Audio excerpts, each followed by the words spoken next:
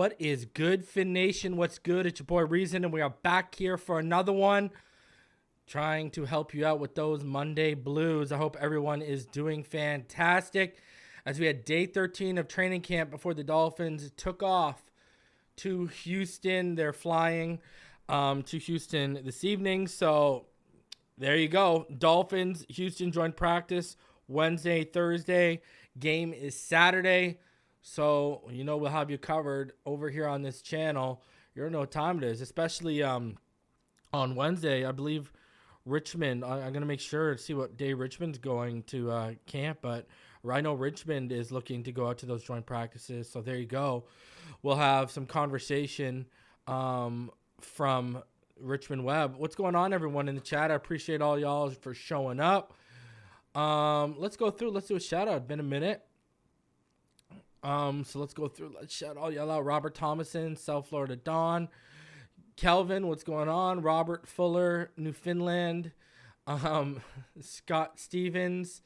John Featherland, how are you doing? Who else we got here? Evil Dolphinator, Jeff Sweet. Peter Gannum, Burnt Grass, Skippy, Q, Charles Hilton, Tommy Tremonte, Chef Jew. What's going on, Chef? The homie Austin up in here, foxing around. What's good, homie? Q, what up? Ty Kruk. Any relation to John Kruk? Fred Rivera, Bromar Smelly. You guys are too much. Coach AJ, Brad Martin, Gary Skeleton, Mario Gonzalez, Wayne D, Pro Special, Scorpion King, 300 Egos, Russell, Samuel Rosa, Jim McEwen, Ian Baller, B Show 58. How are you doing? Joe, Jeffrey Ward, Jeff Stoudemire. Any relation to Damon? So there you go. Shout out to all of you, Hammer. I think I shouted you out, Hammer. If not, what up? Shout out to all you Pokey Gray Ninja. What's going on? Ty says he wishes he was John's brother. Attaboy. What up, PL? How you doing, homie?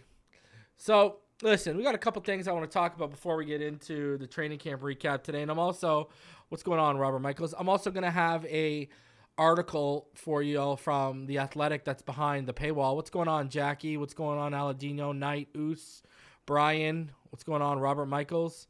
Yeah, so we're going to have an article from behind the Athletics paywall. So we're going to go over that. Some interesting things in that, including you should wait till you hear what Brandon Jones says.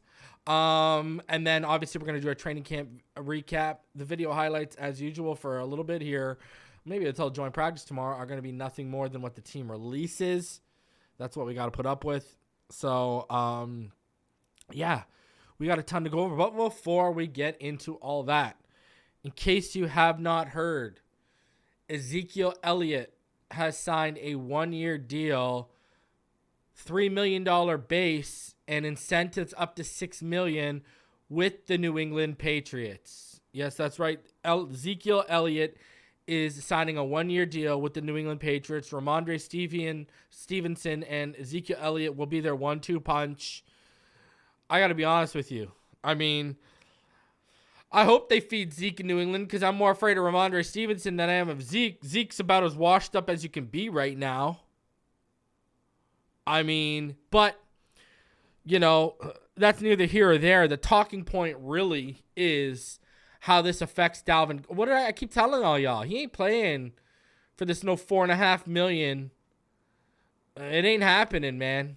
It ain't happening. So, I mean, again, a contract up to $6 million with incentives. This is why I've said, you give Dalvin a $6 million deal with incentives up to 8 or 9. I bet you're getting that done. Now, we saw the versatility of Devin A-Chain. I think that was more of an audition for Myles Gaskin than it was of, hey, look, don't forget about me. Don't forget. Him saying don't forget about me is obvious, but the team saying, hey, don't forget we got him. I don't think it was so much that. And then Gaskin was already out of practice yesterday. It's not like he had a 30 carry day. So You know, Wilson banged up and stuff too.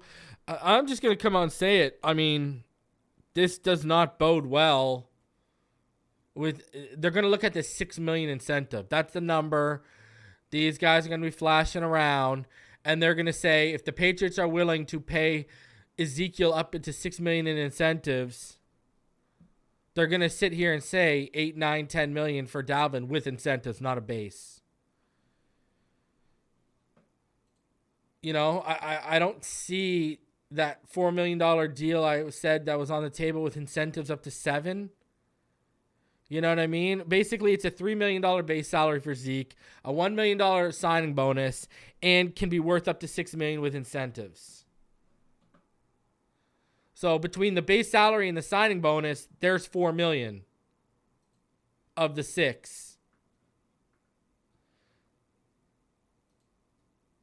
Now, I got to wait and see till the actual structure comes out, but based on what the wording that's out there, is it's $3 million base, $1 million guaranteed signing bonus, incentives up to 6. So there's $4 million you can account for.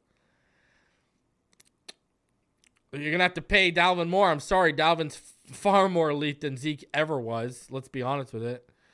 I just don't know. This adds credence to Dalvin's argument that he deserves more, but on the flip side, it's going to make teams... I don't see teams giving him $10 million with incentives. Unless someone's starter, unless Kenneth Walker in Seattle goes down, unless something like that happens, I just don't see a team. I don't know. I don't even see the Dolphins coming up more that much. I mean, they haven't moved off their initial offer from what I've understood. Now, maybe they will. I don't know. But, now who's left? Kareem Hunt's still looking for a team. Leonard Fournette's still out there. I don't know. The running back market is starting to thin out. And Dalvin just sitting there waiting. Because I'll tell you this much. There's no way he's not playing. Dude, does anyone really believe he's going to take the $2 million and sit this year out? Do you know what his value next free agency will be if he does that? He'd be lucky to get $2 million next year if he sits out this year. A year away from football? That's gonna really hurt your value. So come on, we all know that this man's not getting it done. No, Kareem Hunt, he left New Orleans without a deal. He did not sign with the Saints. The most recent team to host him, I'm pretty sure, wasn't the most team to I'm pretty sure it was the Minnesota Vikings hosted him on a visit either 2 days ago or yesterday or something. That's the most recent team to host him on a visit. But he left New Orleans without a deal. So, listen, Dalvin going to have to make it. And the other thing, too, is, we know how this works, right? A lot of vets, they don't want to participate in training camp.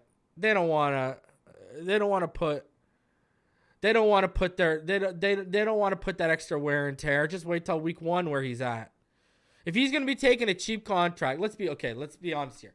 If this guy's taking a cheap contract, he's taking it on the low, less than what he believes his market value is, why the hell would he show up at training camp? He's not going to. He's going to say, I'll just wait till,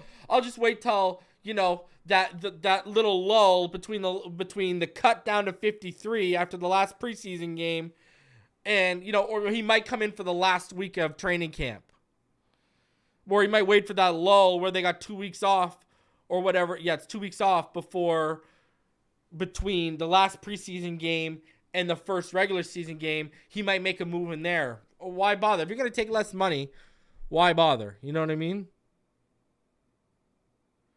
And Alf, shout out to Alf. He's in the chat. He said, my guess, save the mouse on the body, show up on a team at midseason that took an injury. That's you could be the best trade line acquisition without anyone having to give up anything, right? Chances are, though, Alf, we might be on that short list until Raheem Mostert and Jeff Wilson Jr. show me that they can continue into December and January. And, I mean, it's August 14th, and Jeff Wilson's already been banged up 3 or 4 times? twice with the hand and then one more, right? I think so 3 times already, you know? I don't know. Now, Raheem Mostert's on schedule. I said last offseason when we got him, you won't see that explosion back for a year and a half. So this year, looks like he's on schedule and he's as healthy. He went into last season probably like 70%. And then you take the wear and tear of the body. That's why he couldn't go on by January. But still, that just lines up with, his past. So hopefully he's at his healthiest but then, I need that finisher. Devin Achane, Raheem Mostert, you know what I mean? Raheem Mostert, I don't see him as a 3-down back. Devin Achane hasn't proven to me at the NFL level he can be a 3-down back yet. Like a 3rd-down back, sorry. I apologize, not a 3-down back, a 3rd-down back specifically. And that's what we kind of all hope Jeff Wilson's going to be. And if this guy can't stay healthy, my God. See, this is why, listen, I'm fine. Am I 110% got to get Dalvin Cook? No. The main push for me to get Dalvin Cook, 2 reasons. 3. 1, I think I've said it from the day one with the Dalvin Cook interest. Year 1, committee. Year 2, Dalvin and Achane. Year 3, give the keys to Achane. Say you've learned behind one of the best professionals in the league the last 2 years. Year 3 and year 4 of your contract, prove to us you need a contract in that 5th year. Running back room is yours, kid. Develop him like a quarterback, right? And then, so that's number 1. Number 2, I think if you had Dalvin Cook depth-wise, you got the best running back room in the NFL. Dalvin Cook and Devin Achane, and then Mostert can be Dalvin Cook's relief, Wilson can be Dalvin Cook's relief, and Mostert can be Devin Achane's relief once you get to that point, and you're comfortable with Achane as a solid number 2 behind Dalvin Cook. And number 3, I think adding Dalvin Cook would allow, because of the reps being shared, we might see Mostert and Jeff Wilson capable and healthy in December and January. They add to them potentially staying healthy. And you getting the best bang for your buck. Now, on the flip side. And, 3rd down in there too. On the flip side, if we don't get Dalvin Cook, I'm not going to shed tears, but I will say this. Sign someone. Just as an insurance policy. Do we really want to be sitting here with Devin Achane and Myles Gaskin as our only healthy... Sorry, Myles going to get cut. My apologies. Salvin Ahmed and Devin Achane as our only healthy backs come week 12?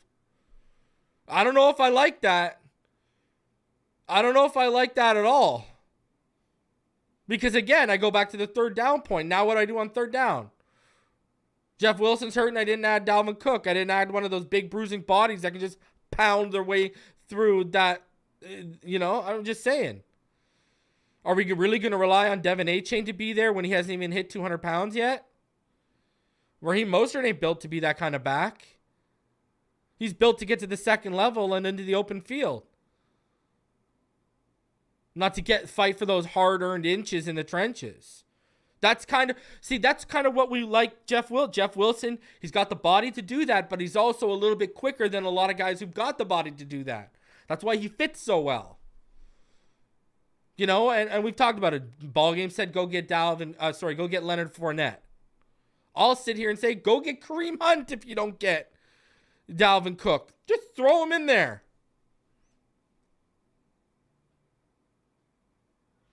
Because I'm sorry, I just don't trust. It's the same thing with Noah Igbinoghene and Austin Jackson right now. Listen, I love everything I'm hearing. And Noah Igbinoghene had a great day today. I love everything I'm hearing. But I'm sorry. I'm not ready to sip on that Kool-Aid yet. I got to see meaningful reps for both Austin Jackson and Noah Igbinoghene, because I'll tell you right now, if Noah Igbinoghene is starting week 1 against Xavier Howard, who do you think Herbert's coming out and picking on? They already had Keenan Allen and Mike Williams. Now they've added Quentin Johnson from TCU to that group as well. Who do you think they're going at? And I love Noah. Noah got the swag out here. But Noah putting a bullseye on himself with these nice orange sleeves. You know, he looks the part. Let's just hope he plays the part in terms of at corner, all right? Because Herbert going to test him right out of the gate. And it would be the same thing if Cam Smith was out there. It would be the same thing. Obviously, they're going to go opposite of X. They're gonna test out. So we'll find out real quick what the deal is. But what's my feeling with Chris Brooks? Runs mean, love him. I think they're going to try and stash him on the practice squad. I don't think he makes the team, bro. I don't think he's beating out Salvon Ahmed. Just like I think Myles Gaskin is running in mud right now. Nothing he could have done on Saturday was going to displace Salvon Ahmed. Salvon Ahmed's the fourth guy right now. And then it's Mostert, A-Chain, and Wilson as 2A, 2B. And then, you got Ahmed back there as 3. That's how it is right now. You got a 1, a 2A, 2B, and then you got a 3. And but if they sign someone, then that forces them to add them. You know what I mean? I like Chris Brooks. I think he runs mean. I just don't think he's gonna make the roster. And G. Reed knows what's up. He said, Kareem Hunt's a walking TD within the 5. Yes, sir. The guy backed up my favorite running back in football, Nick Chubb. You got to be physical to be able to do that job. You know what I mean? So, there is that. Yeah, that's what I wanted to talk about. Now, I want to get into a topic here without bringing up an article, bringing up anything before we get into the recaps. I do want to talk about this with all y'all. I have not checked in because the thought did not cross my mind till today. All right? It didn't cross my mind till literally this morning, and I was busy with my daughter all day. I didn't have a chance to check in with anyone. So, listen, this is okay. Let's talk about this. Is Noah Igbinoghene? I mean, yeah, I think he starts. Okay, so anyways. Let's get back to what I want to talk about because I see in the chat, Omar Kelly said if the season started right now, Noah starts. I mean, yeah. Cam Smith, if the season started right now, Cam Smith can't even suit up. That's it. Anyways, I want to talk about this. Is Christian Wilkins quietly holding out, like politely holding out? Skippy, I covered that yesterday. Yeah, we signed Kiki Kuti. Kiki Kuti. Yeah, we signed him. Is Christian Wilkins quietly holding out? He's healthy. He's good. But he's not participating. He's staying out. He's dressing. He isn't practicing. We know he's healthy. Like, I didn't even feel like I needed to check in with my people. I think he's holding in. Yeah, James, that's a good holding in. He's such a polite, good person, man. I don't know what to say. God, I even like him when he holds out quietly. He does it so politely and with so much respect. My God. Just give the man 4 years. Give him 4 years, okay? Give him $65 million guaranteed over the 4 years. 4 years, $80 million, 65 guaranteed. Give him that much. Give it to him. Put that on the table. It's such a polar opposite.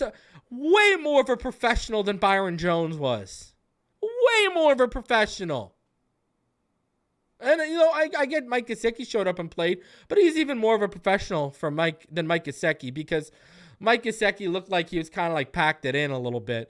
Christian Wilkins be giving it 110% every rep. And I think that's what the thing was. Shout out to Knight. He donates too, and he says Wilkins is 100% holding in. And I think he is because I think he gave them the taste of himself in the pads and not in the pads. He showed in OTAs. He showed when training camp started, whether the pads were on or not, that, hey, I can produce in this defense. I can gobble up offensive lines in this defense. And it's kind of a warning shot of pay me now or cha-ching, cha-ching, cha-ching as the season goes on. He's just such a class act. But go give him a little over $16 million guaranteed per year, with incentives to get up to $20 million a year. I've said this. I said 60, but I'm up to 65 because of how he's handled this. He's just such a professional. 4 years, 80 million, 65 of it guaranteed. Get it done. Now, if he's sitting here saying, okay, brother, I want, 70 plus million guaranteed, in the terms of like 18 million-ish a year guaranteed, which would be about 72 million-ish guaranteed. Okay, I could see your pause here because now we're getting into the 70 to 75 million guaranteed range for an interior defensive lineman. But I think 65 is fair for everyone with incentives to get up to 20, because if he hits those 20 numbers, he's making all those, he's making that ESPN top 10 that is position list voted on by scouts, coaches, and executives. He's making the top 10, top 5 of those lists if he's hitting those incentives to get paid $20 million a year. So we're earning it.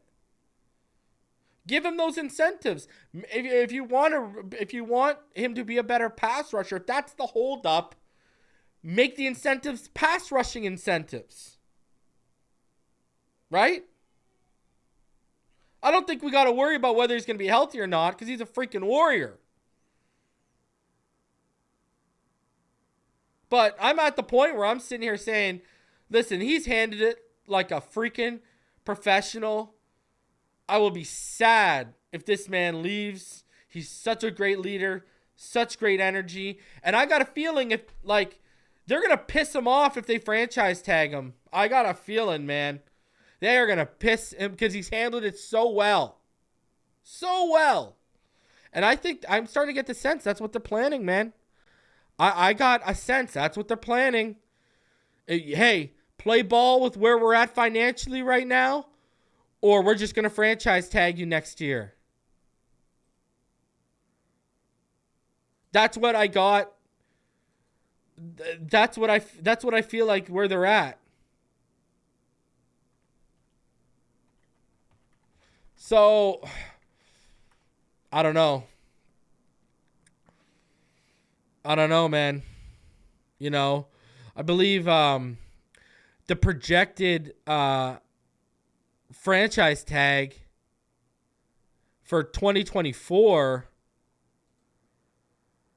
for a defensive tackle is $20.878 million. So you'll be paying him $20 million next year anyways, around $21 million next year anyways.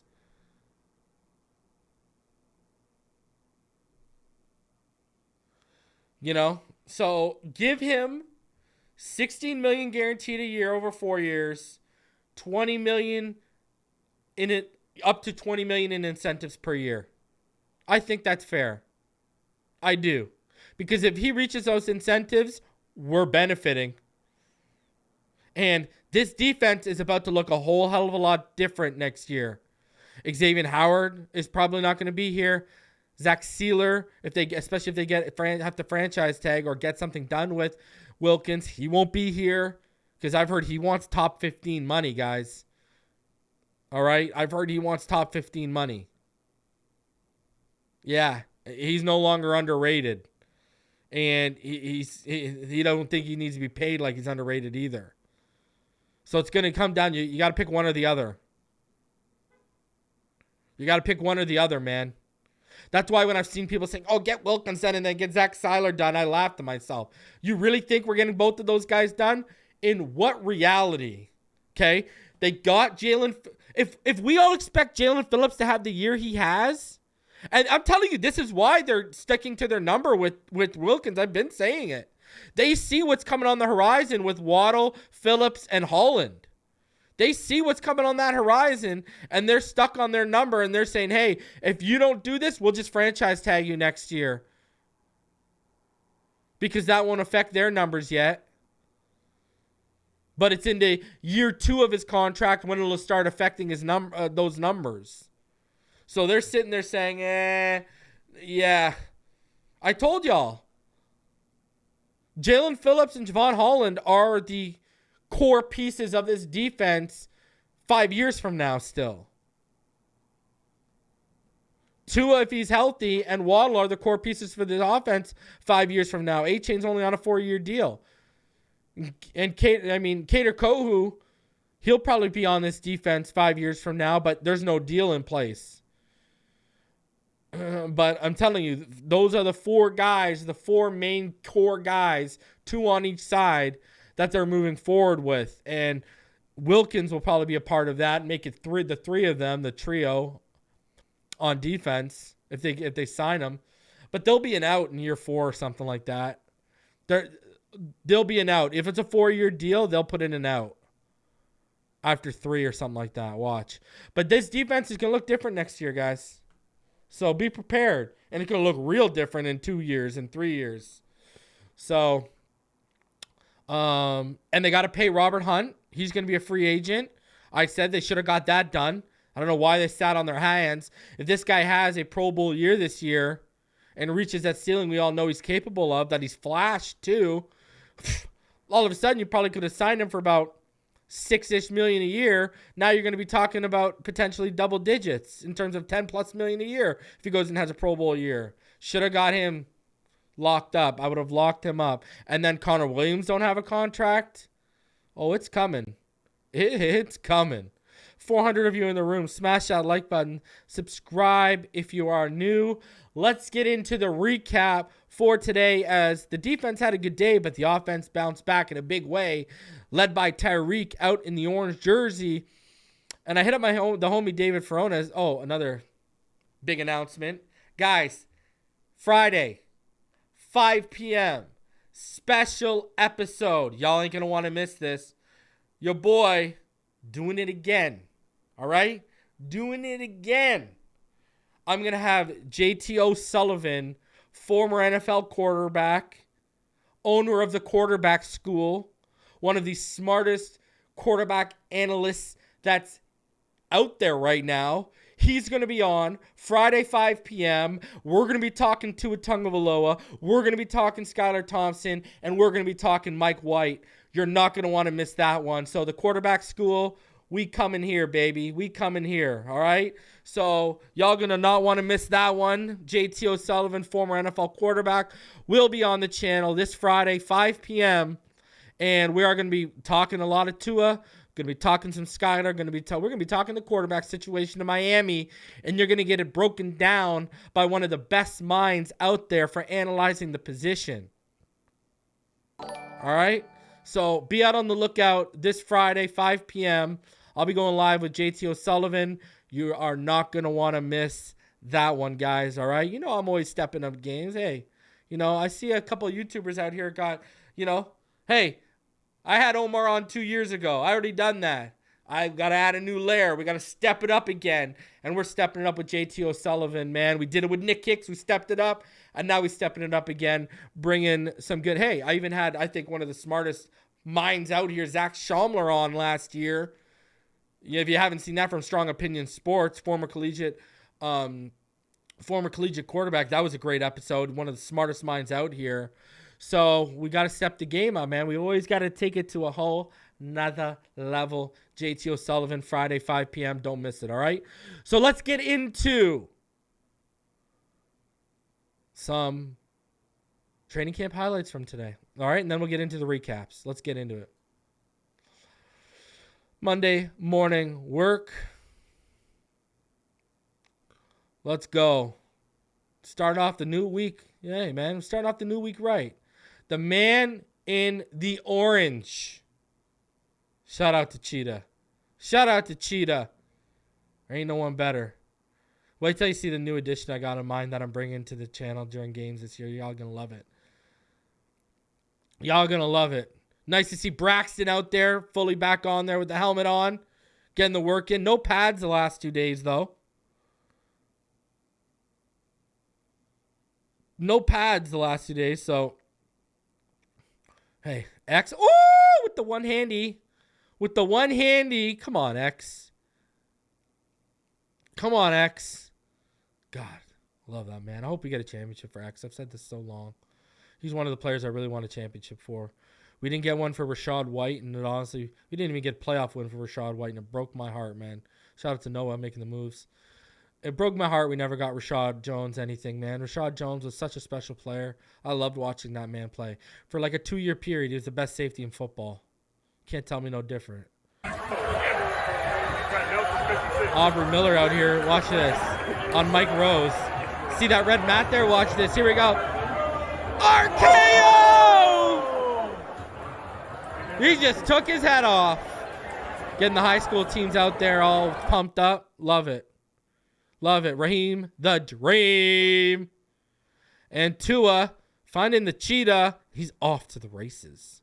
So not a ton from today at all. Not a ton at all. But hey, is what it is. Good stuff. Go Raheem. Go Raheem. The guy, one thing I've been told from people there, like, the explosion, the burst, it's all back, baby. It's all back. Z, listen, brought back the orange jersey. I hit up the homie David Furones, all right? And I said to David today, I said, hey, listen, does McDaniel have a presser today? I said, because I need you to do me a favor, David. You need to ask him, why was there no... We know he had no orange jersey on the second day of joint practice because he didn't want a bullseye. So why was there no orange jersey yesterday? You could have had an orange jersey from either the game or from the last joint practice, but we had no orange jersey. So was he sending a message yesterday? Because there was no one to put a bullseye on, and then he had the orange jersey today. So you tell me. You tell me why there was no orange jersey yesterday. Huh? Did we find a crack in Mike McDaniel's explanation? You tell me. You tell me. All right? So let's get into it. Tua bounces back. Tyreek Hill shines in the Dolphins' last practice before headed to Houston. After a 3-interception performance in one of his worst outings this summer, quarterback Tua Tagovailoa bounced back well on Monday. The fourth-year player was sharper in team drills and with multiple pass catchers sideline connected with wide receiver Tyreek Hill throughout the practice. Tagovailoa found the veteran wide receiver multiple times in 11-11s. His first was a 10-yard completion on a crossing route with room for yards after the catch. He then found Hill for a gain of about 25 yards, again with space for more. Later on in 11-11s, Tagovailoa found Hill for a diving completion on an in-breaking route that gained about 20 yards. Maybe most importantly, Tagovailoa took care of the football. He wasn't perfect. The offense struggled at times when he attempted to target non-Hill pass catchers, but it was an improved performance from Sunday. So Hill wore the orange jersey in practice, given to the top performer from the previous session, and was the most impressive player on the field. Players don't tackle to the ground in practice, so it's hard to tell, but it seemed there were a few instances in which he could have beat the defense to the end zone. Outside of Hill, Jaelan Phillips and defensive tackle Zach Seiler were the most dominant players. Both were in on multiple would-be sacks, run stuffs, and applied pressure throughout the session. For Phillips, his dominance as a pass rusher this summer has been noted. One of his more impressive plays was in coverage. He was in the perfect position in the flat on an incomplete Tagovailoa pass attempt to Devon A-Chain. That pass was too high for A-Chain, but Phillips was in a perfect position for a likely big hit. Robbie Chosen was Tagovailoa's second favorite target on Monday. He caught at least 2 deep passes from the Dolphins starting quarterback that gained at least 25 yards. Skylar Thompson received the most quarterback reps behind Tagovailoa, which gives credence to Mike McDaniel's comments that he will likely play before Mike White in the second preseason game. Thompson's best throw was a downfield completion to Hill on 11-11s. Hill skied over defensive back Jamal Perry to complete the catch and may have been able to separate for a 60-plus yard touchdown. Thompson did throw a bad interception, though, on a jump ball along the sideline that was picked off easily by Noah Igbinoghene, his second in as many days. Look at is Noah becoming a ball hawk? Seiler applied pressure and may have sacked Thompson in a real game before the throw was even made. The Dolphins again had some end-of-the-game half simulations. In the simulation, the ball was placed in the offense's 25-yard line with 2 minutes left, 2 timeouts remaining, and the offense down 13-10. Tagovailoa was the first to lead the offense and drove the unit as close as the 9-yard line. He was 5 for 8 with completions to running back Mostert, then to Hill again, and then to Robbie Chosen. With the ball at the 10-yard line, Tagovailoa screened a wideout Eric Izakama, went for 1 yard, and then his attempts to River Craycraft and Durham Smythe were incomplete, setting up 4th down. Thompson then had his opportunity in an end-of-game situation. The ball was placed at the offense's 42-yard line with 39 seconds left and the offense down 14-10. Thompson was 2 for 5 with completions to Eric Saubert and Craycraft. The completion to Craycraft was particularly impressive in between Eli Apple and safety Elijah Campbell and got to around the 20-yard line, allowing the offense to have one more attempt into the end zone. But Thompson was pressured and his attempt dropped incomplete in the back of the end zone. Twice in a span of 4 days, both Thompson and White had trouble corralling the quarterback-center exchange under center. On Thompson's mishap, Connor Williams was the center. Williams had issues with shotgun snaps last summer, but has gone through this year's training camp without many troubles getting the ball to the quarterbacks. Duke Riley and Cameron Good also had strong practices as pass rushers. Who didn't practice today? Obviously Ramsey. Keon Crossan, Justin Bethel, and Ethan Bonner did not practice. Myles Gaskin and Alec Ingold were back. We're not practicing. We're back not practicing. And Jalen Waddle and safety Brandon Jones did not practice either. For the second consecutive day, Cam Smith and wide receiver Braxton Berrios participated in individual drills, but sat out team drills. McDaniel said both will be sidelined for the next few practices. Taron Armstead, Eichenberg, and Dan Feeney, Christian Wilkins, and cornerback Caterco, who participated in individual drills but were not participating in team drills. Wilkins' participation in team drills has been sparse since the scrimmage on August 5th. So there you go, man. 9 days of sparseness from him. Now, obviously, the key thing here is Tua and the offense bounce back. See, this is, people were trying to do backflips and mental gymnastics and freaking out. You know why I wasn't ready to freak out? They're going to be playing the Houston Texans in joint practices this week. The Texans are a far worse team than the Atlanta Falcons. I think the Falcons have a chance to be sneaky in the NFC South. They got a great running game, Tyler Algier and Bijan Robinson. They might have one of the best 1-2 punches out there. But I digress. This is a team that, this defense, CJ Stroud, we're going to eat them alive. Our offense, I think the offense is going to come to life this week. And then we got a real good test with Jacksonville in week 3. So, people are going to look bipolar. They're going to be flipping out one week because we look against Atlanta. And then this week we're going to look like probably Greek gods in aqua and orange. And people are going to be, over here, just jocking the team. And I'm not trying to look here, try to stay in the middle, man. Stay in the middle. That's where you'll find the objectivity. If you stay in the middle. Don't overreact. They've given us nothing to overreact yet to. Overreactions do not start until late in September, early October if we're starting out like real bad. Then we can deal with some reactions then. For now, we're talking about practice. But Tua bounces back, has a sharp day. Him and Hill light it up. Robbie Chosen making some noise with Braxton on the sideline. Love how Robbie's come alive over the last week. Fantastic stuff. Where in the world is Cedrick Wilson Jr.? I don't know. He's probably hiding out with Carmen Sandiego. Can't find him. So, shout out. We had a couple donations come through. Appreciate you, Joe Holt. He comes in with a $20 donation. Great info as usual. I appreciate you, Joe. Thank you very much, sir. I appreciate you for what you do and your donations and your support of this channel. I appreciate you. Good, sir. Coke Master D.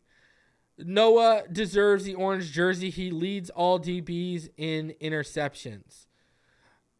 Oh, look at you. Look at you. We're interception counting now. Okay. All right. Hey, I'm down. Boost the morale. Let's go. Give him the orange jersey. Like I said, I will happily pay ball game. I hope I'm wrong on Noah Igbinoghene. I don't want us to waste a draft pick, especially a first rounder. I'll smoke a cigar while I hand him the money. Artua and this, yes, they will. I think they will, man. Game 3 against Jacksonville. They'll be in there. They'll see some reps. Game 3 for sure. What if they sneak in a drive this week? We'll know as the week goes on. I'll talk to my people and figure things out. But what if they sneak in a drive this week and then it's the Skylar Thompson show? But you'll at least see them against Jacksonville. I wouldn't worry too much I wouldn't worry too much. To be honest with you, we don't need to see them that much, right? They've already had a year in this offense. It's year 2, right? We don't really need to see a ton of them. Let's stay healthy. Let's worry about September and the Chargers opening week. That's where my mind's at. But, yeah, you will see them. You will see them. I wouldn't worry. But, hey, come here, Noah. He done built the ark and said, hop on, Reason. And I'm just not ready to follow the goats up those stairs quite yet. But you show me something. Because, hey, I'll even say this. That one reception, and I called it out when it happened. That one reception he allowed on Friday against Atlanta, that coverage was damn good. That coverage was good. The throw was better by Logan Woodside of all people. So you got to give him his props, man. So I know you want to see them. Russell. All right. Continuing on here from the Sun Sentinel. Defense dominates again. Wilkins sits out team drills. See, they're starting to make noise about it now, huh? Wide receiver Tyreek Hill and edge rusher Jaelan Phillips each put on a clinic Monday on how to dominate a training camp practice, and the defense once again had a better day than the offense. Meanwhile, defensive lineman Christian Wilkins sat out team drills for the 4th consecutive day. Oh boy, for an unknown reason. Brandon Jones set out team drills for the 2nd practice in a row, and cornerback Cam Smith and wide receiver Jalen Waddle didn't participate in team drills. Hill has gotten more dominant every day. He appears to be in regular season form or very close. Like, you remember a week ago, these guys were trying to fearmonger you. Oh, Tyreek Hill doesn't look right. Something's wrong with Tyreek Hill, and now they're calling him in midseason form a week later. Like, that's why. I mean, it's so fickle in the preseason. Phillips had 2 sacks, 1 pressure, and 2 other tackles for a loss. I mean, hey, if we're interception counting, I mean, how has Jaelan Phillips not had an orange jersey yet? Or multiple times? This guy's racking up sacks. He had a sack yesterday, too. The Dolphins are off Tuesday and have 2 days of joint practice at Houston on Wednesday, and Thursday are off Friday and play the Texans at 4 p.m. So, Hill wore the orange jersey Monday, symbolic of the player of the day from the previous practice. Might have earned it again. Bryce Thompson, who had started at nickel slot in the preseason opener versus Atlanta, is getting more time at nickel slot, so they've clearly moved him off safety. Noah Igbinoghene and Smith didn't do much Monday, opening the door for Thompson to get more snaps with the nickel 5 defensive backs unit. So, recently signed defensive lineman Noah Igbinoghene had a pick. I don't know about not doing much. Recently signed defensive lineman Deshaun Hannon is getting more meaningful snaps in recent days, and Wilkins' absence from team drills has opened the door for him to show what he can do against the team's top talent. Tua Tagovailoa, who was without Waddle, didn't have much success going to receivers other than Hill and Robbie Chosen. That means Tagovailoa didn't fully utilize the running backs or tight ends, although he threw to them. The offense, and specifically the quarterbacks, didn't have a good day overall. During one stretch, the offense fumbled snaps twice in four plays. Mike White and Skylar Thompson were the quarterbacks, but it's not clear whether the fumbled snaps were their fault. Connor Williams, who was the center for at least one of those fumble snaps, but it's not clear if that fumble was his snap, so I'm going to guess Alama Ulave was the other one. Duke Riley was good with a sack and a tackle for a loss. Zach Sealer was also a defensive standout with 2 sacks and a quarterback pressure. Igbinoghene would have had an interception if Sealer didn't complete, so that's why they didn't credit Igbinoghene with a sack, because they said Sealer would have had the sack, so they didn't give the interception to Igbo because they said he would have been sacked. Thompson would have been sacked. And there was some question among media members if Sealer would have completed this play, but it appeared Sealer would have sacked Thompson. Quarterbacks didn't have a camera on their helmet for the second consecutive day, indicating that practice might be over. Cornerback Xavier Howard had a nice pass breakup today. Stock up Tyreek Hill and Jaelan Phillips. These guys were dominant Monday. Don't judge their opponents, meaning the defensive backs and right tackles who went against them. Judge the outstanding players, Hill and Phillips. Stock down Coach Mike McDaniel. His offense has been sputtering against McFangio's defense for days. It hasn't even been a close battle. The defense has dominated. Granted, McDaniel isn't using his full arsenal of offensive plays, but Fangio probably isn't using his full defensive arsenal either. And this is something I talked about, right? Like, you know, they're not even in pads the last 2 days, right? Alf says that 5-year, $80 million contract Noah's going to sign with the Bears in 2024 is going to be nice. Oh, my God. Alf, he's playing for a franchise tag. What are you talking about, kid?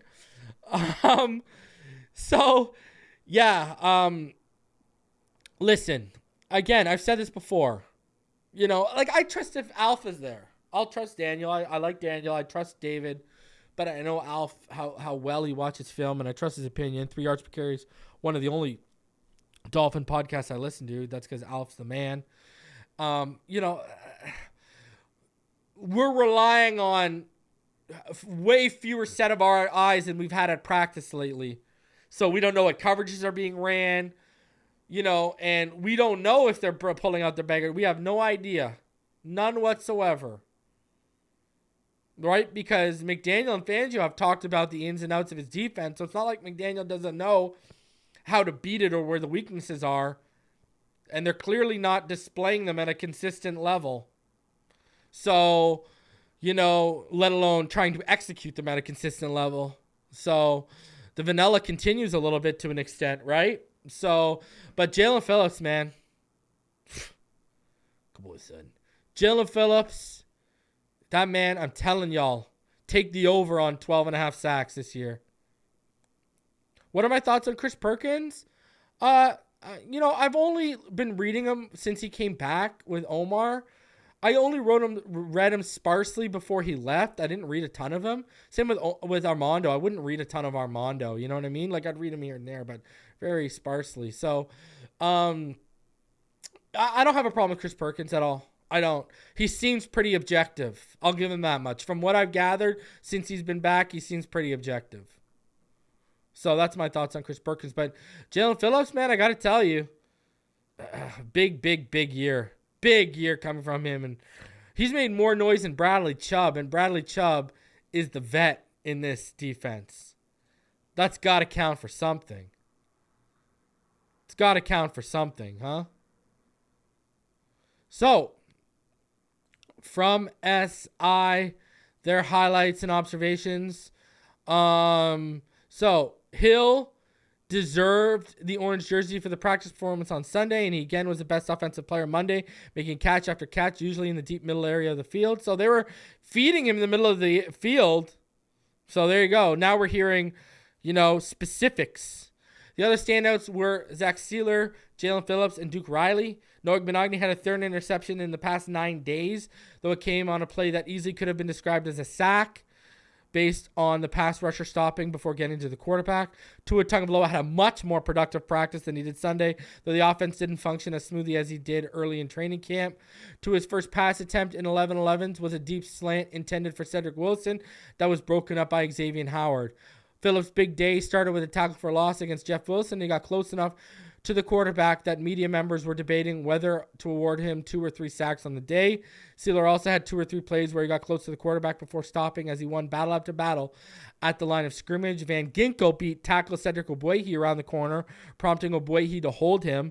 Eli Apple had a nice play and run support when he came up to the line to meet Raheem Mostert, and Mostert was the most impressive of the running backs on this day. Robbie Chosen was the second most productive receiver on this day with 3 receptions from Tua. Mitchell Agudier had a would-be sack, so the UDFA continues doing it, baby. Man, he is good. Eric Izukama failed to come up with a long pass on the left sideline from Mike White after he looked inside when the ball was thrown outside. Skylar Thompson and Mike White each fumbled a snap in a span of 4 plays, along with a couple of Tua throws in the middle of the field. The other pass that stood out was a Pretty Thompson completion to River Craycraft near the left sideline over defender in a game-ending situation. That was followed by Spike in an incompletion under duress. So, again, something we didn't hear in the previous reports. Mitchell Agudier, again, doing the damn thing. And Andrew Van Ginkel clearly coming off the edge now, getting some more edge reps, not just interior reps, and doing the damn thing, man. Doing the damn thing. Just taking Cedrick Ogbuehi to school. Should be expected for AVG. So comfortable coming off that corner. Nice to hear Mostert was the most impressive running back of the day. Love to hear that. But Mitchell Agudier, man, he is going to make it real tough on them when it comes to cut down. I'm telling you, he's just going to make it real tough on them. Big fan of what that guy's doing, man. Big fan. You know, let's go back. We haven't checked him for a little bit. So let's look at what Travis Wingfield had on his play-by-play of today. See if we can get a little bit more info. No, I don't think the continuation of would-be sacks would mess. It's just make the throw, right? I think that's just it. The continuation, that's not going to mess with Tua at all. I wouldn't worry about that at all because every quarterback goes through that. They say, hey, even with the would-be sacks, finish off the play. We still want to see what read and what throw you'd make and what decision you'd make. So it's still a good rep, right? Follow through like you're not getting sacked. All right, Travis, we haven't seen what he said, so let's head over to Twitter and let's check out his timeline and what he's gone over, and then we'll get into that stock up, and then that athletic article that's behind a paywall for all of you guys that I think y'all are going to be very interested in. So, Travis Wingfield, the play number 1 of the day is more of the same from Jaelan Phillips. Works to get outside the tackle and funnel the run back inside to Baker in hand. Tua had Cedrick over the middle, and it's on his hands, but X waits on the back shoulder, reaches around and pokes it out. So, there you go. Context. Tua hit Cedrick in the hands. He dropped the football. He couldn't hold on to it. And then there you go. Jaelan Phillips, a couple plays later, beats a guard with a swim move for a tackle for a loss. Van Ginkel cross chops and dips to get the arc. Thompson stepped away from him from the sack and completed it short. Next rep, AVG loops inside as Thompson has to hang on for 3-4 seconds and pulls up before the sack. Phillips has another play where speed doesn't allow Raheem to turn the corner. Eli Apple comes from depth to help clean it up. And Jaelan Phillips is an absolute heater just a few plays into the day. So Phillips is the beast, bro. There's been almost nothing available for the QBs in the early going. The coverage this camp has been so solid, which bodes well for a team that has Phillips, Chubb, Wilkins, Ogba, and on rushing the quarterback. Hunt and Jackson open a big lane for Raheem, who is into the secondary before McKinley comes and tags off. It was one broken tackle away from being a 70-yard touchdown scamper. 65-yard touchdown from Tua to Tyreek. Tua threaded it over the second level under the safety, and Tyreek caught it without breaking stride, then used his drag reduction system to run by the entire defense. Tyler Kroft and Connor Williams get wide to lead Jeff Wilson for a good run. Outside, Jaelan Phillips was not on the edge that time, so there was hope. One of the best pass pro reps he's seen as Tua has all day and floats one 25 yards right in stride to Chosen for a big gain on 3rd and 8. So look at the context. One of the best pass pro reps he had seen. So the pass pro living up to it. The pass pro holding the day, and Tua makes a beautiful throw. Love it. Tyreek in the orange jersey is a slump buster against this Miami secondary. He's got another one from Mike White for 15 or so. Really strong period from the O after a dominant start by the D. There's a theme when you've got X, Holland, Elliott together. The coverage rotates in unison. There's no confusion in passing off. The deep stuff is almost always capped. After most reps, you can see them giving each other nonverbal forms of affirmation with head nods. Love to hear that. I want to talk about that when we're done here. Second straight day with an interception for Noah. This time he takes the pass off Skylar Thompson and runs it all the way back. Zach Sealer probably would have had the sack before the play, but Eagles' ball skills continued to flash. Thompson White had exchange issues on 2 of the last 3 snaps. Cam Good has a sack. Deshaun Elliott has measured so many potential big hits this camp. Fangio dials a blitz and Tua has the ball out before they can get home. Supreme anticipation throw, lofting it to the middle of the field. Meets Tyreek about 20 yards downfield. Then Tyreek jukes out Javon Holland to the delight of the high school football players in attendance. Big stuff there. Love that. Fangio dials a blitz and Tua reads it. Sealer bull rush collapses the pocket, but Tua dumps it to Moser. He's found nice outlets today. Tua has another blitz beater to Tyreek. Free run. Ball is out before he can get home. Ball pops Tyreek in the chest so loud you can hear it from here. Next play, similar look. This time fires a Chosen. Tua seeing it well today. Izakama slipped a tackle on a now throw and strides into the end zone. They would have ruled him down. Holland sees Smith posting up at the goal line in mid-zone and breaks at the pass from Tua. That's 2 plays in 2 days where he's seen Holland moving to the target before the QB can cut it loose. Yesterday, an interception. Today, a touchdown-saving pass breakup. Duke Riley had a pass rush that really impressed Travis in his arsenal today. Got the guard one-on-one on a blitz and did a little Euro step without deceleration to get in for the sack. So, man, a lot of good context there from Travis. Appreciate the work he does. Tua looking sharp, looking good. Offense looking a lot more sharper from his description than others. Man, it's something I wanted to talk about. You know, we've talked about this, how the offense might be sputtering a little bit, right? Well, the offense was carving up our defense early on in OTAs and early on in camp, right? Who's to say Fangio just didn't make the adjustments? And now Fangio's showing some more tricks in his bag, and that's why, look at the rotations he's talking about with Elliott, Holland, and Howard out there. They're rotating like vets, and they're capping everything over the top. So Fangio might have adjusted to McDaniel, and now it's McDaniel's turn to adjust to Fangio. This could be a battle of the minds we're seeing too. We talked about how good this battle will be. But we're also hearing today, Tyreek was carving it up in the middle of the field. So, man, food for thought. Yes, this defense is eating, but they've only started dominating over the last week and a bit. Before that, go back. Tua was carving them up. So, we'll see. We'll see. And at the end of the day, you know, when the defense has a dominant day, McDaniel and Fangio have a long discussion on it of how the offense can get better. All right? So, stock up, stock down today from Omar Kelly. Tyreek Hill, stock up. Cheetah's on the prowl. Remember, they were questioning these guys, Omar and Pupar, were questioning where he was at. 2 weeks ago, he didn't look like the same player. Now he's on the prowl. Cornerback Noah Igbinoghene, stock up again. Pulled down another interception. 3rd and 9 days. Pass rusher Jaelan Phillips what is he talking about? Has had a relatively... We read Jaelan Phillips' name in sacks every day. I don't know what they're seeing, man. I don't know what. Stock down, though, Cedrick Wilson. Wilson, who's guaranteed $5 million on his $7 million salary, has had a quiet camp up to this point. Now, this I can agree with. I've read this publicly and I've heard this privately. If there was a time for him to step up, proving that he's deserving of a roster spot, it's now, considering 3 receivers are sidelined by injuries. But Wilson was sparingly used in Miami's 11-11 period Monday, and the lone pass that went his direction was broken up by Xavier Howard. At this point, it's clear that Wilson was one of the worst free agent signings of Chris Grier's tenure as general manager, because the team's 6th or 7th receiver shouldn't be one of the 10 highest paid players on the team. Yeah, but context matters with that, right? He was signed to be the number 2 to Jalen Waddle because we didn't have Tyreek Hill.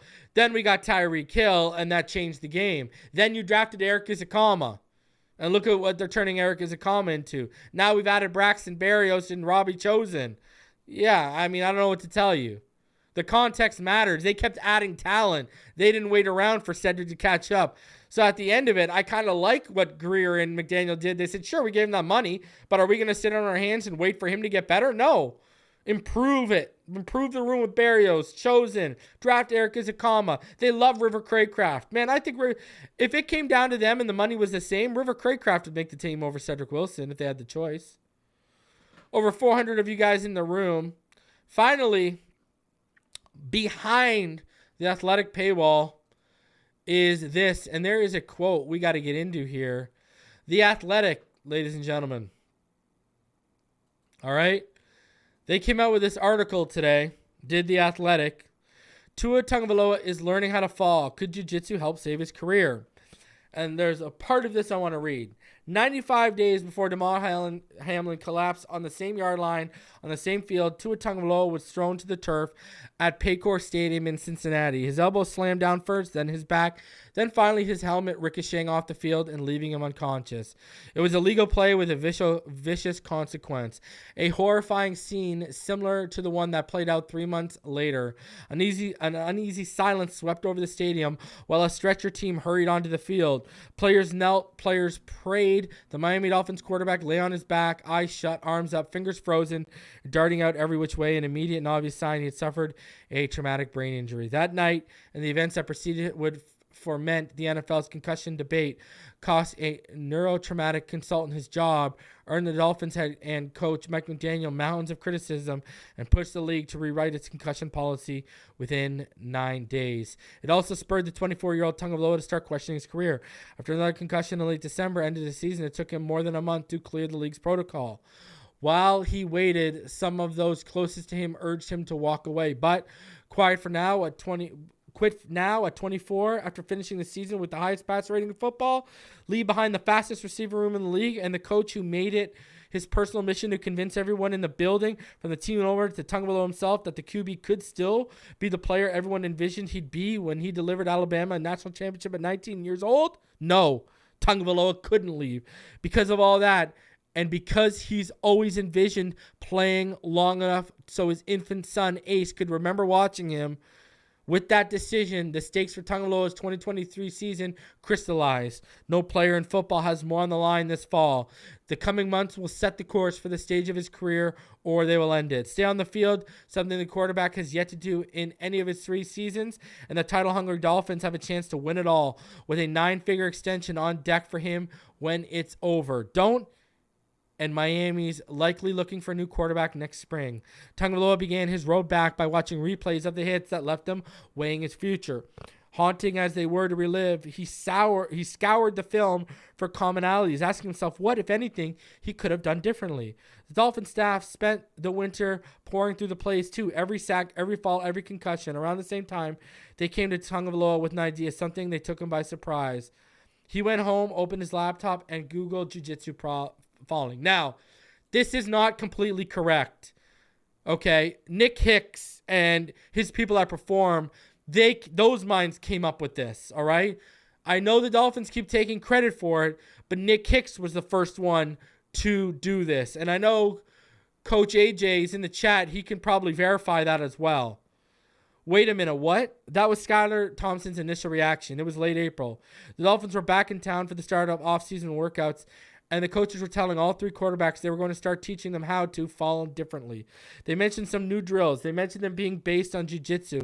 And they mentioned something about redistributing the weight before they hit the ground. Honestly, I didn't even know what jiu-jitsu was, Thompson said 3 months later. Like, I watch UFC and stuff, but this, I don't know a thing about this stuff. Neither did Tagovailoa, not at first.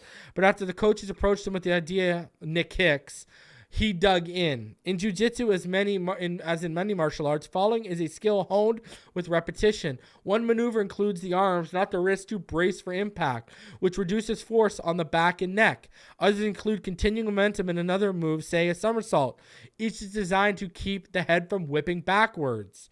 There is absolutely something to the idea of using your body mechanics to help you in those situations instead of hurting you, says Dr.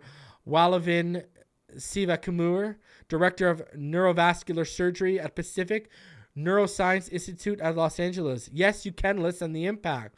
So with much riding on the season and on his on-field availability central to the Dolphins' Super Bowl hopes, Tagovailoa was willing to try anything. Whatever keeps me on the field, he told himself. Thus, he was in jiu-jitsu class every Friday during the offseason, retraining his body to fall in ways that better protect his head. He repped from every conceivable position, mimicking being tackled from straight on, from the blind side, high, low. Often his instructor would lift him completely off the ground, then slam him to the mat. Yo, Tagovailoa said at one point, a defensive player does this, he's getting fined and kicked out of the league. So that's how hard the bumps he was taking, guys. He was getting picked up and slammed. All right? By April, the Dolphins coaches were introducing techniques to the entire quarterback room. First, they had Tagovailoa, Thompson, and White practice the falls at walk-through pace. Gradually, they upped the tempo, added helmets, and tested the quarterbacks on rollouts from the pockets. After they launched a throw downfield, a trainer would slam them into a body-sized pad. It was up to the quarterbacks to protect themselves on the way down. For a while, Tagovailoa was the only one who knew what he was doing. After he'd get hit, he'd tuck his chin to his chest and brace himself with his arms to redistribute the momentum and ideally prevent his head from snapping backwards. That's what cost him so often in 2022. A fall against the Bills in Week 3 left him wobbly and stumbling back to the ground a moment later. A back injury, the Dolphins called it. The sack 4 days later at Cincinnati knocked him unconscious and left his fingers locked up, a common concussion response to as called fencing. The Christmas Day fall against the Packers caused his body weight to crash forward and his head once again to slam against the grass. What stood out most to Tagovailoa when he watched the replays? The tackles were legal, largely routine. It's what happened as he fell that cost him. It wasn't anyone really hitting my head. It was really just the ground. The jiu-jitsu maneuvers aren't perfect and won't remove the inherent risk that comes with playing quarterback in the NFL, but if executed, some experts believe they could ease the severity of the shots Tagovailoa has taken in the past. You're not taking the impact away, Thompson points out, but you are sort of moving it, if that makes sense. It makes plenty of sense to those in the jiu-jitsu community, which is applauding Tagovailoa's willingness to embrace the techniques. Ricardo Liborio, a master black belt and former champion based in Florida, has spent decades instructing professional athletes, Australian rugby players, NHL players, even a few from the NFL. One of his former pupils was longtime Steelers linebacker Lamar Woodley, who grew into such a staunch believer in jiu-jitsu, he bought a condo in Boca Raton, minutes from Liborio's studio, so he could train with him every offseason. Tagovailoa wanted to turn devastating falls into more routine falls. If he could retrain his body to respond differently in those critical moments, he at least have a chance. In my opinion, 100% this can save his career, Liborio says. It's literally the smartest thing he could have done at this point, adds Jessica Aguilar, a black belt who spent years studying under Liborio. Dr. Theo Versteeg has spent 2 decades as a physiotherapist focusing on neck pain, neck training, and concussion mitigation. His research tells him that muscles will respond very specifically to the type of training we expose them to, even within the ridiculously tight windows NFL quarterbacks operate in. Even with enough repetition, Versteeg believes there is at least a chance Tagovailoa's body will instinctually lean on the techniques he's been drilling into himself the past 6 months. In other words, muscle memory might save the brain from another season-ending shot. Those millisecond decisions can make a huge difference, says Siva Kumar, the neurovascular surgeon. Controlling your fall is never going to eliminate the risk of concussion, says Dr. Vernon Williams, a sports neurologist who worked with the LA Rams. But is it off base to conclude that you can reduce your chances to some extent? No, I don't think it is. I think that's within the realm of possibility. Tagovailoa knows the hits are coming. He can't control that. What he can control is how his body reacts. And though he admits it would likely take a year or two for the muscle memory to fully sink in, preventing his head from crashing the field might make the difference between 17 starts this season and 10. It's not realistic to assume we're going to be thinking about tucking our chin while we read coverage downfield and get ready to throw, Thompson says. But if we can do some of these things without thinking, if our body just reacts, that's the place we're trying to get to. During practice this spring, Tagovailoa's foot was stepped on by one of his offensive linemen, sending him tumbling forward towards the ground. But instead of falling, he somersaulted backward, then popped up. The other quarterbacks cheered. McDaniel changed everything for Tagovailoa last season, reviving a damaged psyche beaten down from 2 tumultuous years under Brian Flores. It wasn't a secret Flores never wanted anything to do with his young quarterback. The Dolphins pondered pursuing Deshaun Watson amid Watson's pending sexual assault accusations. Then they were punished, with draft picks taken away and owner Stephen Ross suspended for violating the league's anti-tampering policy after having multiple conversations with Tom Brady. Enter McDaniel, the brainy former Yale receiver who talked differently and thought differently. On his flight to Miami for his introductory news conference in February 2022, McDaniel FaceTimed Tagovailoa, telling him, "I'm going to make damn sure when they look back on you on this day, you're going to say, damn, that was one of the best days of my career." During the first sit-down a few weeks later, McDaniel could sense his QB's shaken confidence. "Do you not understand the player you are?" the coach asked. McDaniel flipped on the film. Later, he showed the entire staff, then Ross, working to convince every last soul in the building that Tagovailoa was the guy in Miami and would be for some time. Months later, the QB felt like it was a 360 from everything he had known in the NFL. The season started. Miami took off. Tagovailoa took off. Then came the falls, the back injury in week 3, the chilling scene in Cincinnati, and Tagovailoa headed for the hospital while the Dolphins and the NFL were left scrambling to explain why he was on the field that night in the first place. After a joint investigation with the NFLPA, the league added ataxia, defined as an obvious lack of balance and coordination, which likely led to Tagovailoa stumbling back after his initial fall against the Bills to its list of symptoms that would prevent a player from returning to the game. Tagovailoa returned in late October and heated back up, throwing 11 touchdowns against no interceptions amid a 5-game win streak. The Dolphins were 8-3. MVP chatter swelled. Then it began to crumble. Tagovailoa cooled. The Dolphins couldn't win a game, and on Christmas Day against the Packers, before the hit that would end his season, Tagovailoa was 9 for 12 for 222 yards, a touchdown, and a passer rating of 144.4. I told y'all in that Bills game, we were getting MVP Tua back, and then after the hit, he was 7 for 13 for 81 yards, 3 interceptions, and a passer rating of 33.3. It was a microcosm of the 2022 season for the Dolphins. It was Thompson, then a rookie third stringer, who was left to drag Miami to the playoffs. He delivered on the final Sunday of the regular season, an ugly 11-6 win against the Jets that earned Miami a wild card spot. Tagovailoa was the first teammate waiting for him in the tunnel as he walked off the field, racking him up in congratulatory hug, and he said, "You deserve this." A week later, after the Dolphins rallied from 17 down in Buffalo and nearly escaped with the win, Thompson lumbered off the field and into the locker room. He turned on his phone. Tua had already texted. "You played great," he wrote. "You gave it everything you had." Thompson remembers feeling the weight of the world that week. After the loss, the disappointment started to tear him up inside. "I'll be honest, that text meant the world to me," he says 6 months later. Because each brain is different, each player recovers from a concussion at a different pace. A mild blow to one quarterback could end the season of another. There were other variables at play, including neck strength, something Tagovailoa made a focal point of his offseason. Everything he did was designed around starting 17 games, then hopefully more.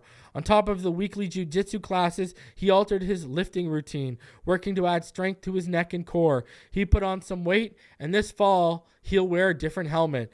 "I've seen a guy that's followed through with his words as well as any young man I've come across," McDaniel said. Miami exercised to his fifth-year option in March, tying him to the franchise through 2024, but has resisted dishing out a lucrative long-term extension akin to the one the Chargers recently awarded to Herbert. Everyone knows why. When asked in March if Tagovailoa's injury history remains a concern for the organization, Chris Greer said, "I can't lie and say no." After his concussion in March 2022, it's not a stretch to believe one more crushing blow could be Tagovailoa's last. But his return, coupled with some big name additions in Miami, has the Dolphins thinking Super Bowl. It's an ambitious aim for an organization that hasn't won a division in 14 years. And here you go. Check this one out, guys. On paper, it makes sense, Brandon Jones says, weighing his team's chances of playing into February. But this is a National Football team. You don't win on paper. For stretches of last season, the Dolphins' offense was with a healthy Tagovailoa on the field and McDaniel dialing up plays was downright scary. The QB finished with the league's best passer rating, the highest yards per attempt, and the third best EPA per dropback, trailing only Josh Allen and Patrick Mahomes. With the speedy Tyreek Hill and Jaelan on the outside, McDaniel scripted a scheme that accentuated timing and accuracy, Tagovailoa's greatest strengths. Even with their starting quarterback missing the better part of 6 games, the Dolphins jumped 11 spots in scoring and finished 6th in total yards, the first time in the top 10 since the Dan Marino era. This fall, Tagovailoa will have the same play caller in consecutive seasons for the first time since he was at St. Louis High School in Honolulu. McDaniel shuffled the locker room last season, pairing up players from different position groups in hopes of cultivating chemistry. Jones found himself next to the attention-averse quarterback who always wanted to be a part of the team and never above it. Amid months of chaos, the two grew tight, and Jones saw up close what makes Tagovailoa tick. A group of players started spending holidays at the Tagovailoa's Thanksgiving, Christmas, 4th of July this summer. The week before they were to report to training camp, the quarterback had a dozen teammates over for a hibachi night. One thing I've learned about football, the really good teams are usually the tightest teams on and off the field. We've grown a lot closer, and he's the one leading that. Which is part of the reason Jones never saw him walking away. Not now, not like this. Quote unquote, he has the it factor, and we need that. He was balling last year, and I can see it in his eyes now. That feeling of unfinished business. He's coming back with a vengeance. Which is part of the reason. I mean, that's beautiful right there. On a sweltering morning in Miami recently, training camp not yet a week old, Tagovailoa dropped back and lofted a deep pass to Hill, who had slipped behind a defensive back in a one-on-one drill. The throw was pristine, dropping right into the receiver's lap, never forcing him to slow his stride. Hill hauled it in and sped into the end zone untouched. This shit is too easy, he'll bark for everyone to hear. This shit is too easy. At times it can feel like that in Miami with these receivers and the coach and the quarterback as long as he stays on the field. But nothing about Tagovailoa's career has been easy to the point. That's not likely to change. This fall will reveal how long it lasts. Over 420 of you in the room. Smash that like button. Subscribe if you're new. Guys, when I hear Brandon Jones saying, not only does Tua got that it factor, but you can see it in his eyes, that feeling of unfinished business. He's coming back with a vengeance. Baby, check your pulse. Let's go. Let's go. Tua, we talk about all the time, hardest worker in the room, one of the hardest working quarterbacks in the NFL. Always IDs and recognizes what he needs to improve on and work on in the offseason. And every offseason, you've seen growth from him because he works on every area that people highlight on that team. And we do by watching the film that he needs to work on. And he always puts the work in. Love it, man. Love it, love it, love it. Guys, over 420 of you in that room. Smash the like button. Subscribe if you're new. The Dolphins are off tomorrow. We'll play it by ear in terms of if we'll be live tomorrow. And then we'll be back Wednesday to recap the day with the finish line, myself, Ball Game, and Richmond Webb. On Thursday, we'll recap day 2 of joint practice with the Texans. Fin Too Deep, myself, and Neil Driscoll. And then Friday, guys, JT O'Sullivan, 5 p.m. Eastern of the quarterback school. Former NFL quarterback will be right here live on Finside the NFL. We'll talk about Tua Tagovailoa, his season, this season, his mechanics. We'll break down Tua inside and out. We'll get his thoughts on Skylar Thompson, Mike White. We're going to break it down all for you on Friday, so do not miss that episode. We bring it to y'all. You know it never stops. And then Saturday, 4 p.m., we'll be live reacting.